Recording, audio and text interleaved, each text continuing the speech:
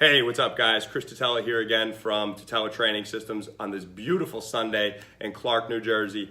And in one of the last videos that I made for you guys, we discussed the importance of the hinge pattern, how critical it is for keeping the lower back healthy, keeping you healthy in general, and also packing on a lot of lean muscle mass. Now, we also finished off that video talking about how the squat pattern is another fundamental human movement pattern, but how it differs from the hinge.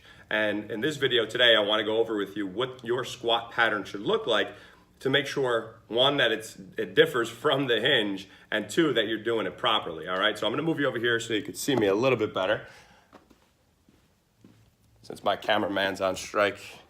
So, put you over here, I think that's all right. Now, we discussed the importance of the hinge pattern, right? And what the hinge is, you want to keep your spine neutral, right? So you want to keep your chest up and you want to drive your hips back. That's the hinge, right?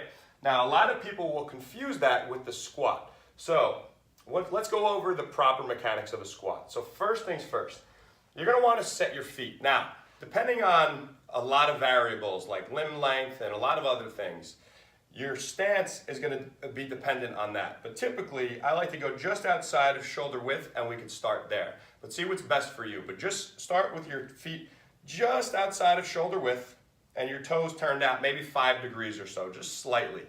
And then play with it and see what's more comfortable and what kind of naturally happens. But anyway, so the first thing I'm going to do is set my feet, right?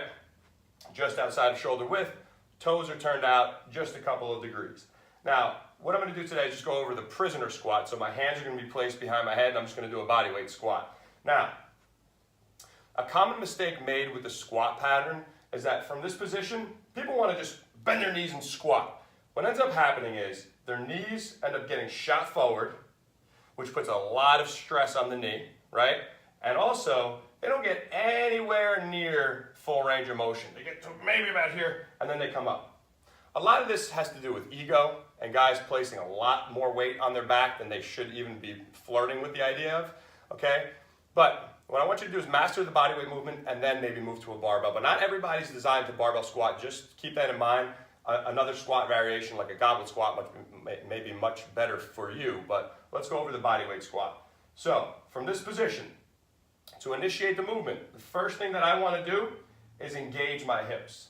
So this is like a hip hinge, only you're not going to get your hips all the way back to the point where your chest is dropping over the floor, because you want to imagine that there is a barbell on your back, right? So you're going to engage the hips by driving the hips back. But once my hips are back as far as they can go while keeping my chest up nice and high, that's when I'm going to sit back and squat down to parallel. Notice that my chest stays up as if there was a barbell on my back. I wouldn't want to tip over like this and round my back because that's putting my spine in a very vulnerable position. Now this is the ideal range of motion. You want a straight line from your knee to your hips, okay? You want to get to parallel. You want to make sure that your heels stay flat and you're not coming up on your toes like this, again, because that's very stressful on the knees and it just takes us out of position. So, from this position, I'm going to hinge my hips with a deep breath. Hinge. Now I'm going to squat down to parallel. I'm going to sit on my heels while keeping my chest up. Exhale. Once you're about a quarter of the way up, you see you want to use your air to support your spine, okay? Especially when it's loaded with a heavy barbell. So again, deep breath, hinge, exhale about a quarter of the way up.